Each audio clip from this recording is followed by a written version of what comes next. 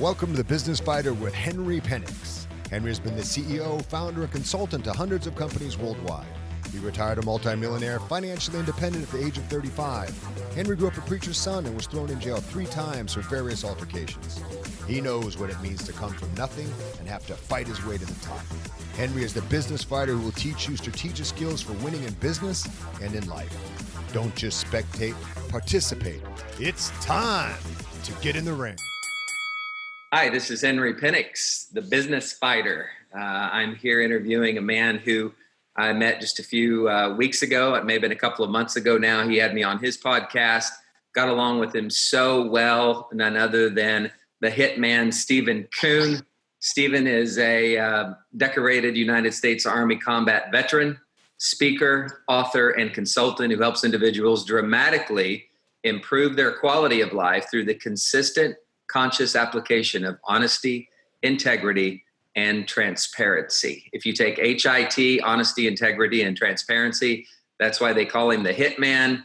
Also, because I heard he was quite the fighter when he was in the Army, had a few fights out of the Army. So, Steve, they call me the business fighter. And in my introduction, it says, ding, ding, time to get in the ring.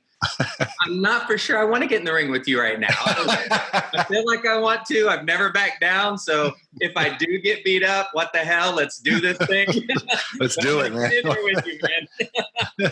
So happy to have you. Thank you so much for taking your time. Yeah, it's an honor. We really hit it off. I had a great time with you on my podcast, and we hit it off. And then, of course, the other things we did too. So it's a pleasure, a real pleasure.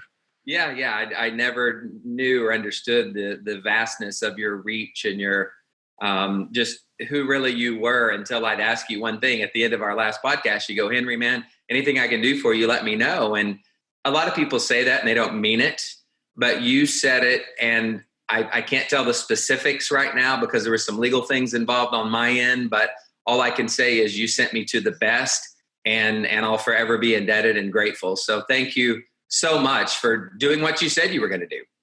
Thank you. And that's all based on HIT, what we just talked about, honesty, integrity, transparency. There's a whole, we just got back from Peru. We'll probably talk about that in a minute, but while I was there, I was working with my partner, and this is why we go there, for clarity and purpose. And I do this thing my whole life. So I walk up to people and I just give them value. So, yeah. And I end up working for people that don't even know who I am. So Mick Jagger and Andrea Bocelli, for instance. Wow. And I walked up to them and like just. The Rolling Stones, Mick Jagger. Yes, like the Rolling Stones with Mick Jagger, yeah. And I just literally walked up to him in this hotel and said, I'm your new bodyguard. And he's like, what? Who? What? Yeah. So, and then 5 minutes later, I had the job. So, and we were in Peru, and I was working with a partner. I said, what is that I do? Like, how do I turn that into a training course? How do I turn it into, how can I walk up to, Bill Clinton or George Bush and be one of them? Right. So we figured it out. It's called creating space. Right. So we call it creating space, and creating space is this.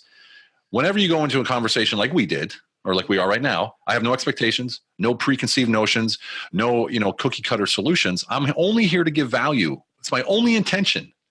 And that creates that all famous word, the mastermind. So between you and I, because of the space we create with no expectations, we create situations, answers, solutions that we otherwise couldn't do alone. And the same thing happens to me. When you said I need what you needed, right? I didn't have them off my cuff. So I just did a few calls, and it wasn't even a question, can I? It was when. Because I know that when I create that space, I attract people that way.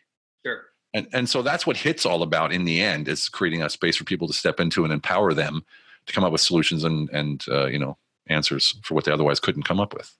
And that's why I love talking to you, Steve. I mean, I know everything coming out of your mouth is going to be true, honest, full of integrity. I tell people I spoke on a circuit where we would have 15, 20,000 people in an auditorium.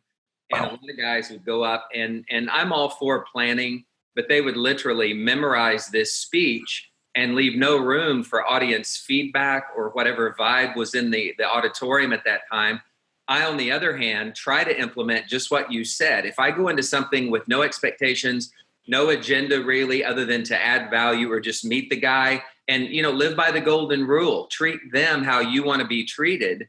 If I just do that, then the energy of the conversation in the room takes on its own vibe and will feed me stuff where I can interact with the person, and stuff comes out that normally would never come out if I had some template or things that I have to say just these things and there's no room for anything else, dude. That's not the way to do it, is it? You're doing it. You're doing it. You're creating space. Exactly what you're doing. And I can tell when we were talking, that's how you are. You're not nervous. You're not like, oh, I want this or I want that. This has to happen or that.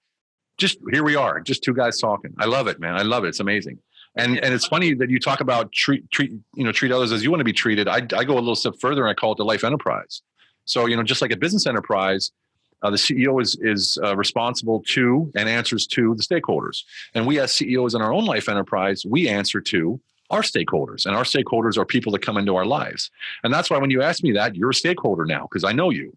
So I have to deliver. I have to elevate you. You have to feel better when you leave me as when you met me. And this is how I go into the post office. I go to my wife, my kids. Everywhere I go, I always ensure, okay, this is a stakeholder. They have to leave this conversation or this meeting in a better place than when we started the conversation. And when you live like that, man, life is just a whole different world. I'm telling you, it's a whole different. You attract things like you said. It just shows up. Amazing stuff. Money shows up. People show up. Opportunities show up. It's incredible. And the key thing is, and this is the hard part, you really have to care. Like you really have to care. You have to go out of your way sometimes to do those things that you want to do for other people. It isn't just about giving them compliments and then moving on. It's about having a personal impact on that human being in front of you. Yeah, because in today's society, with all the information flow, and as we get 10,000 pieces of information a day, people can smell a fake a mile away. They can think you're not authentic about 5 seconds, maybe 2 seconds after you open your mouth. And if you're not, dude, don't even do it. Like, don't even go through the motions. But if you can be authentic, if you can be real, if you can really feel in your heart that you want to add value and help people. My father was a pastor, and even in the Bible, it says perfect love cast out all fear. Yep. Think about that. So if you really have the love for someone and an individual, people tell me, they go, Henry, that was just business. Don't be offended. That was just business. It's nothing personal. I said, bull crap. My business is personal. There's no line there for me. Like, if I can't treat you like family or come all in with you or all out with you, dude, I don't want to do business with you. So amen. If you approach people like that, perfect love cast out all fear. So if you really love that person, and I don't mean like in an intimate way or whatever. Of course. If you love delivering value and you're authentic in doing that, you won't have fear when you go into a post office and meet a stranger, or you're at dinner, you're talking to a waiter or waitress and you give them a little extra time or attention, or other people put their head down and they say, just get me what I want and leave. You're like, so what's your name? I mean, I can envision you and I being in a restaurant together. We would know everything about the waiter, the waitress. Everybody. Right? I wouldn't be surprised if we stand up and start singing, man. Come on. I mean, I want to do that. We got to do that. Together, man. You're in Budapest. Yes, Hungary. Yes, indeed. Yeah, Budapest, Hungary. So, Well, now what got you to stay there? Just out of curiosity, personally. Well, I came back here in 1980. I came into Europe in 1986, believe it or not, with the U.S. Army, as you mentioned. And I stayed here for 8 years. And in between that time, I went to Iraq and came out. I came back to Germany and I got what they call a European out. And I stayed here. So I stayed in Germany for a while. And then from Germany, I went to Spain and Portugal, Austria, Switzerland, UK, Poland, Czech Republic, and now Hungary. And so I worked. I was a freelance consultant or a self-employed consultant. And I had I also had cocktail bars and nightclubs and things like that back in Berlin, back in the early days when it was like real heavy duty. Yeah. And I was doing this the whole time. I always called it interpersonal relations. I didn't know what else to call it back then. And I would literally have people, mafia to the mayor of Berlin, like, Stephen, whatever you need, and I'm going like, do they just want to get in the club? Or, you can't believe it yourself sometimes when you're that young. I don't know. I was 27, 20, 30, that people are reacting to you that way. And you're thinking like I'm just literally showing interest in them and being a good person. And I want them to be happy, man. Right. Anybody who comes in touch with me, they better leave saying, that guy did something for me. It's just the way I think. And I've always thought that way. It's just recently that I put a name to it, Wow. I promise you are one in a million. Guys, if you just tuned in, this is Henry, the Business Fighter podcast. I've got Steve Kuhn, Such an amazing man. This guy has been all over the world in the Army doing consulting, interpersonal relationships, been involved with the mayor to the mafia. I mean, this guy has got it going on. And what I love about him is people pay him thousands, probably millions of dollars by now to listen to some of these nuggets that he's going to share on this podcast. We're going to go deeper with him. I want to get a couple of those nuggets that he only saves for his best conferences and his best trips. He takes trips to Peru. I want to talk about that. What I love about this interview most of all, Steve, is that you've mentioned people behavior. And no matter what country you're in, no matter what language you speak, and you speak several languages, people by and large are all the same, right? They want to be loved. They want to feel right. They want you to do the right thing for them. And get into that. Let's talk about people behavior for a little bit and tell people how they can use these certain things and implement these certain things so that they don't have to be afraid to talk to people and people leave feeling better than when they came to meet you. I mean, dive into that, man. I'm so excited. I want to be the student right now. Okay, well, you're exactly right. Love, connection, everyone wants and needs that. As a matter of fact, that's one of the 6 essential human needs, believe it or not. So, I don't know if you know Chloe Madanis, or obviously Tony Robbins uses these principles as well, the 6 essential human needs. And what I realized a long time ago is if we run through them real quick, 1, certainty and comfort, right? Everyone needs that, avoid pain, feel comfortable. 1 is uncertainty and variety. We need variety or we'd go, crazy. Yep. Significance. Significance is key because significance will always tell you where someone's at. If they're seeking significance, they're doing one of 2 things. They're working really hard to do something better than someone else did, or they're putting others down. And the way to turn someone around immediately when they're putting someone down, they're seeking significance, just give it to them. Just give it to them, right? You go in, you add value. Suddenly they feel significant and they stop assaulting other people, so to say, with verbally. Then, of course, number 4, the big one, love, connection. Babies die if they're not connected with their mother, literally. That's how important love and connection is. And we never lose that need. We never lose that need. And of course, there's growth. Everyone needs to learn, growth, spirituality, growth and knowledge, everything. So then, of course, contribution. Everybody wants to contribute. They want to feel like they're doing something bigger than themselves and selfless. So if you take all 6 of those, you can literally solve any problem on the planet that's human-based. How simple is that? And yet we make it so complicated. Psychologists and studies and everything else, they make it so complicated when we know that all they want to feel is significant love, connection, certainty, variety, contribution, and growth, right? If you know that, just imagine how you can handle people, how you can deal with people, how you can work with your employees to create a culture of productivity and wanting to succeed. Now, I want that in my community. I literally, when I moved to this little village outside of Budapest, we're 20 minutes outside of Budapest. There's 2,000 people that live here. I called the mayor. I said, "Hi, I'm Stephen Kuhn. I just moved to the city or to the village. I'd like to meet you." And he's like, "Is there a problem?" I'm like, "No, not at all. I want to meet." And I went to the mayor's office and he brought these other people in just in case. So they Googled me like, "Oh my God, who's this guy?" Right. Yeah. And I showed up. I said, "Hey, I'm Stephen. I just want to contribute to the community. How can I contribute? What do you need? How can I help you? Can I raise some money? What do you need?" And they were just completely flabbergasted. And they said, "Well, how much do you want?" I'm like, "No, I don't want anything. I live here. This is my community. My children go to school here. What can I do?" So they went out and they said, "Well, we need a school, a swimming pool, and a gym." Really? $8 million. So I was like, okay. If you're going to be a bear, be a yeah, right. So now I'm working on that. And actually, we just signed the paperwork today. My partner did, for a bank, opening our own bank in a certain Eastern European country that's not in the European Union, which means it'll be sort of a Switzerland type of deal, right, where the regulations are different, so you can be more creative with earnings and things like that. Right. And it looks like we're going to fit them into that. So yeah, I might be able to raise the money for them, and that'd be fantastic, man. You know what I mean? It'd be fantastic. But that would have never come up unless you would have been open and didn't want anything for yourself except just to better somebody else's behavior, the village that you live in, the productivity for your kids, the environment that your kids learn in, and yep, use the gym, and et cetera, et cetera. So, and you're going to be the village hero, I bet. Well, if most people who meet me know me as the American, because there's no other Americans here, not even close, and nowhere.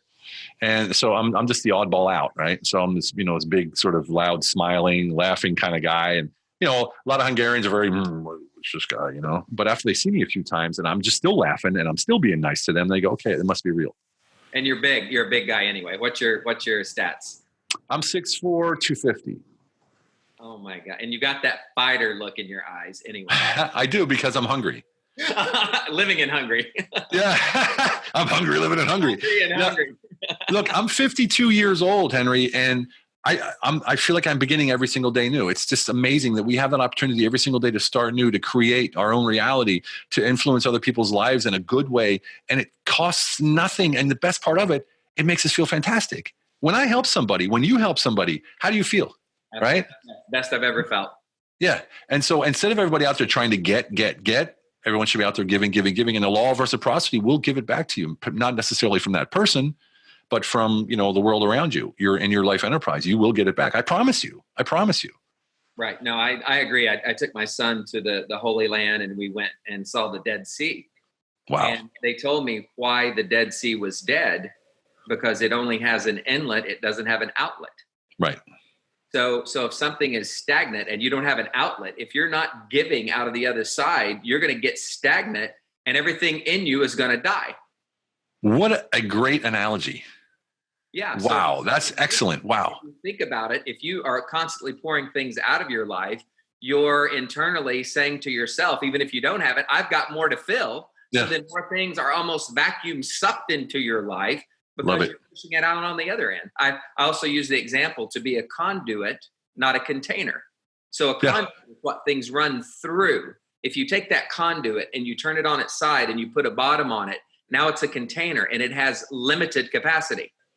A conduit with things flowing through it has unlimited capacity. Yep.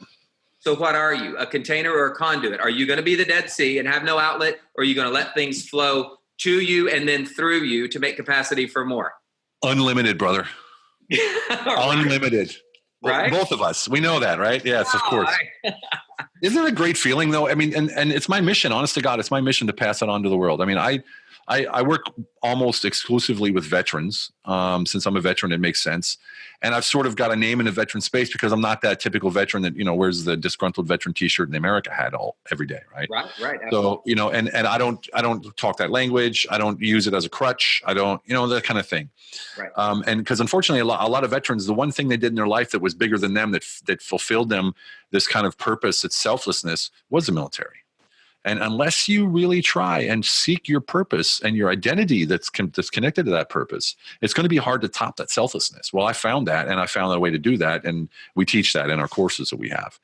And the people are it's just incredible to see people who are just normal housewives. The next thing you know, they have a business and they're flying, and it's just like, wow, explosive, because they found.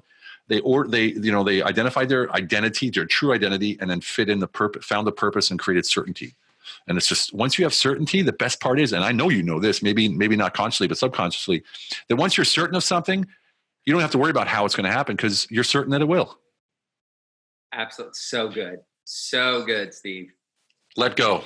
I hope you guys are getting this. Again, if you just tuned in, this is Henry, the Business Fighter. I've got Steve Kuhn. We are killing it today. Steve, in our conversations, I get chills, literally, because it's truth. And it's things that will change people's lives. I promise my audience that I'll never have someone on that doesn't have the heart for people. I've actually turned down podcasts of people who were more in it for themselves than having the heart to help others. So I'm never going to put anybody on here that doesn't have that heart, that attitude, really what HIT stands for. And you bring that, man. You bring that in spades. We've got a few minutes left. Give me something that if you're consulting someone who is looking at maybe changing careers, or they're getting, I have a statement. I say restlessness is the first sign that something greater is trying to enter your life. So if somebody has some restlessness out there but they're a little afraid to move on and to explore the new, to kind of let go of some of that certainty, to explore something that's newer, like how do they do that? I mean, you have to know, I don't know if you just do it instinctively, but you've got to know some approach to that, especially with your Army training, with you working in the clubs. Like, you didn't have a second to think about it. You had to act. You had to have the default that you had to act. tell people if they're out there trying to make a change, like if they brought in the great Stephen Kuhn and said, Stephen, give me the basics, man. Tell me how to do this. Teach them right now. Okay. The first thing I like to say is you got to tune into your intuition. Intuition is that feeling you get a millisecond before you have that thought.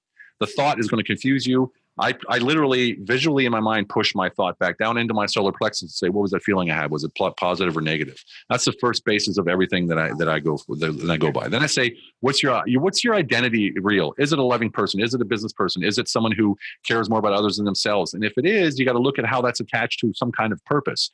Now, certainty isn't something you can create without that identity or the purpose. It comes automatically once you have those two, because you're completely aligned. So when I have this all the time, Steve, I'm not sure what to do. I need to start over and yada, yada, yada. You go, what do you like? What's something that you would do and not get paid for it and you do it anyway? Just imagine you had enough money, you didn't have to work anymore, but you'd still do that. What would it be? Good. And they always come up with something. And then when they come up with that, we say, well, how do we make money doing that? And then we just talk about that, making money. You can make money doing anything. The biggest fear that I see in most entrepreneurs or even people like us, like I did a live tonight just about this, about, value and stepping up and creating space. And the guy said, I don't know, maybe it's me, but I end up being the guy that everyone goes to for free, information. And I said, you got to look at one thing. Are they implementing or are they just asking? Because free has no value to people who have no accountability and no risk. So if they pay you, they're accountable to you, right? And then they have a risk because of the money. If it's free, they don't have to implement. And see, when that happens, I helped someone one time, maybe 2 times. And if they need more help, I said, let's talk about it. All right, this is how it's going to work. We can go 4 months. It'll be this, that. Yeah. And I'm not scared to talk about that because I know the value that I give is going to be that money that they pay me is nothing compared to what they're going to get back. And I'm talking in hard cash here. I'm not talking just in value, but I'm talking hard cash. And on top of that, the value behind it. So if I gave advice to anybody, it would be, let's go outside the box here a little bit. For me, my advice would be, if you're in that situation and you're sort of, nervous or you're complacent or something's not, you don't feel right. If you're not getting up every day going, man, I love my day, right? After you tweak yourself, which I have to do too, because we get up sometimes just tired and beat. Then it's time for change. It's time for change. And this is what I did when I started saying, this is not right. You got to get out of your head. You got to get out of your head. I started with guided meditation. So I put on YouTube and I'd listen to the guy talk to me for 15 minutes. And then I journal. What do I want? What do I want in life?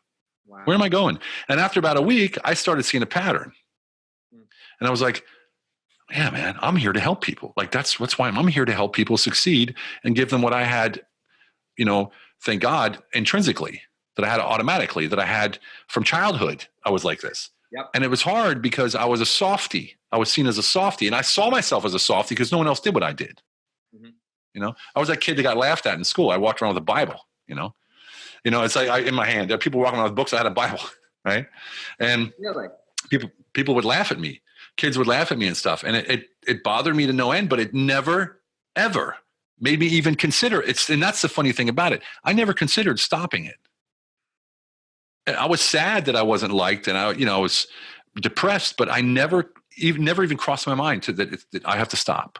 Quitting never came up to you. Never even. No, and that's the weird thing. I'm just realizing now in this conversation, like it was never an option.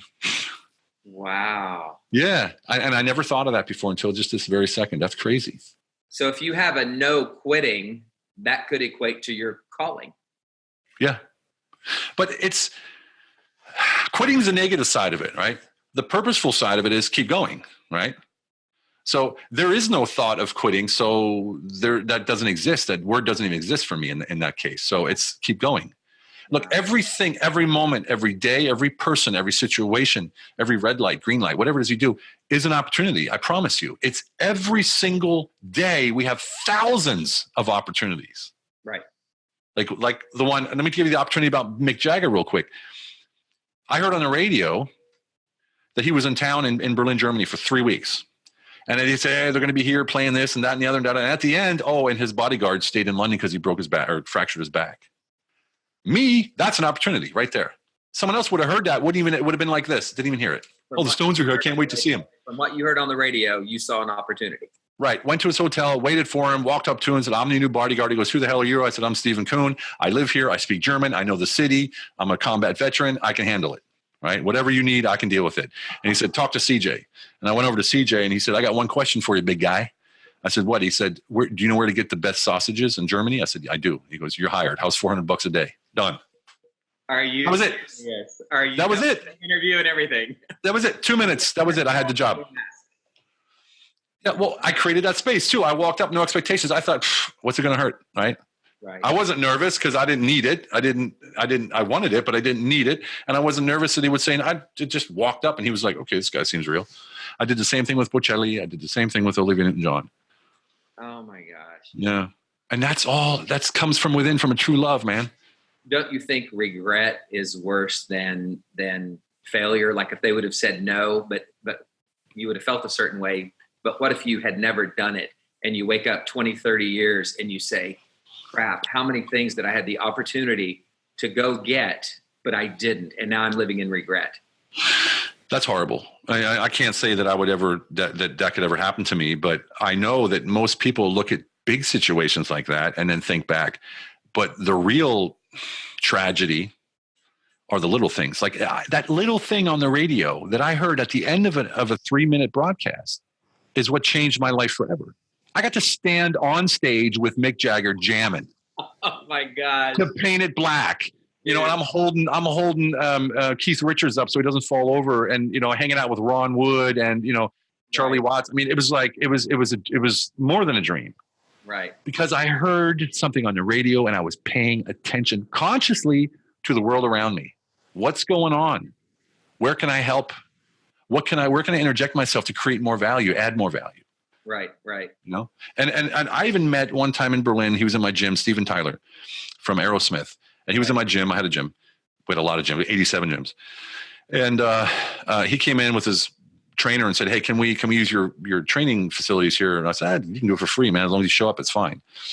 2 years later, I'm walking down the street. It's the only time I ever met him. I just talked to him, gave him value, and just said, oh, this is fantastic. I didn't go, oh my God, Steven Tyler. I just, did my thing.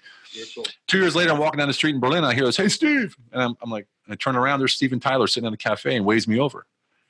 A 3-minute conversation, he remembered me. Oh my God. Why? Because I didn't have any expectations, man. I was there to serve. I was there to give value. I was there to make it feel fantastic, to elevate even Steven Tyler. So think about that.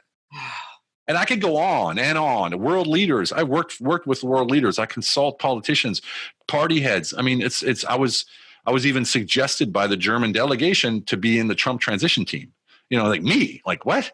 Because they the value that I give them is just crazy. And it's the same thing about that mastermind that we create.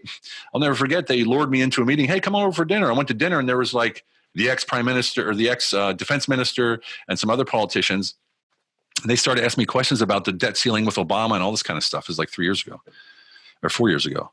And I'm sitting there going, okay, let's do that mastermind. And I just created that space, and I'll be damned if I didn't answer all those questions. And then in the end, it all turned out to be true. And then they're like, are you CIA? I'm like, no, I don't know. How do you know all that stuff? And I was like, I don't even know. So yeah, crazy. It's magic. Henry, it's magic. But nobody does it these days. Yeah, I know. It's those small things that matter, man. We always say the small things matter, but that regret you're going to feel is you won't even feel that regret about the small things because you don't even see them if you're not conscious about what's going on in your life. Right. Because you're so focused on offering that value, being a servant leader, and making someone's life better after they've met you than before they met you. Let me ask you a question. What's the percentage of luck and coincidence that contributed to your success? Luck and coincidence? Gosh, that's a tough one. Yeah. For me, it's about 30%. Yeah. Right? That's probably right. Yeah. Well, you ask any successful person, it's all about that, about 30%, even Bill Gates. Right. And this is why. Because we have the purpose and we have that certainty, we don't have to focus on that one thing. We look at the peripheral. And the peripheral is where coincidence and luck show up. But if you're like this all day, right? I need to do, you won't see it. You'll miss it all. You just keep going and you're hell bent on that one thing that you want to do. You're carving your path, as they say. It sounds cool, macho, right? Carve your path, right? But that path is narrow, man, and there's weeds on both sides. You can't see out. got to make sure you make that path wide. And you can see up and out, so you can see everything that's your way. And I'm not saying be a master of all trades, jack of all trades. I'm saying be aware of what's going on in your life. Be conscious. Right. Because there's people out there, there's things out there, situations out there that need you as a human being to make it complete, to fix it, to repair it, whatever it is that it is. And and I know you run into that all the time too. You just sort of stand there, next thing you know, you're in the middle of something. Right? Right. Absolutely. It's like I can't look the other way. Yeah, exactly. It's impossible. Yeah. Awesome, man. This is great. This is a great conversation. You are 1 in a million. I want to do this again. We're just about out of time, but I want to have you on again because we got through half of what I wanted to ask you. Yeah. We didn't talk about Peru or anything. Yeah. I know. I want to get into that. I want to do another one with you. Honestly, I'm going to send out the invitation today. I want to get one again because I want to hear all about Peru, how that changed your mind. You've got another Peru trip coming up that the people really need to hear about. Let the people know now if they want to know more about you, about your upcoming trips, et cetera, how they get a hold of you. So my website's Stephen-Kuhn, Kuhn.com. And you go into products, you'll see our offering. We have a 1-year subscription for business owners, entrepreneurs. They get 4 trainings a week in order to actually, and I personally work with every single one of them to make sure they grow their business. Yep. And then we have the last goal setting course you'll ever need. We teach them how to go identity, purpose, certainty, right? Habit stacking, creating procedures that actually propel you towards your goals. We have them set 100 goals for the next 30 years. Wow. Right. And that's nothing compared to like a lot of successful people, they have 2,000, 3,000 goals. Right. If you sit back, I promise you have about, at least 1,000. If you sit back and go, you actually wrote them down and counted, you'd probably be like, holy shit, I got more than 1,000, right? But they cascade. They're all connected, right? And that creates that lifestyle that you have, that lifestyle that we have as, the guys that we are. It's not that, well, I want a Bentley. It's not that. It's like, I want the lifestyle of someone who can afford a Bentley, for instance, right? Right. So all those goals belong to that Bentley. It's not the Bentley. Right. So that just as an example. Right. Yeah, man, we could go on and on and on. I know. I'm sorry. I love talking with you, Henry, man. This is awesome. This is awesome. Yeah. And we have to visit. I'm actually going to be in Europe. My daughter's getting married and we're taking some people down to Italy in September. So I'll be kind of in the neighborhood. So maybe we It's not far. It's not far.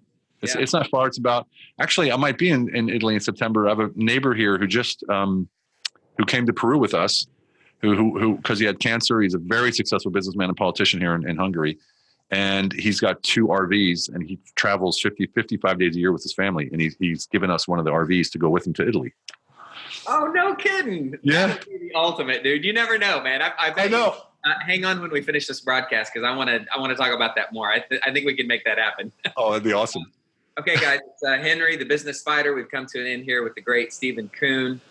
Thank you so much for being on the show. If you guys want to hit me up, I'm Henry Penix on Instagram, henrypenix.com, my website. If you do henrypenix.com/winning, I've got the 5 steps to any successful negotiation. I like to give people things free. Again, like Steve said, with no expectations. We want to better your life when we come in contact with you. It's been a pleasure, Stephen. I know we're going to get together again very, very soon. Thank you. God bless. Be safe. And until next time.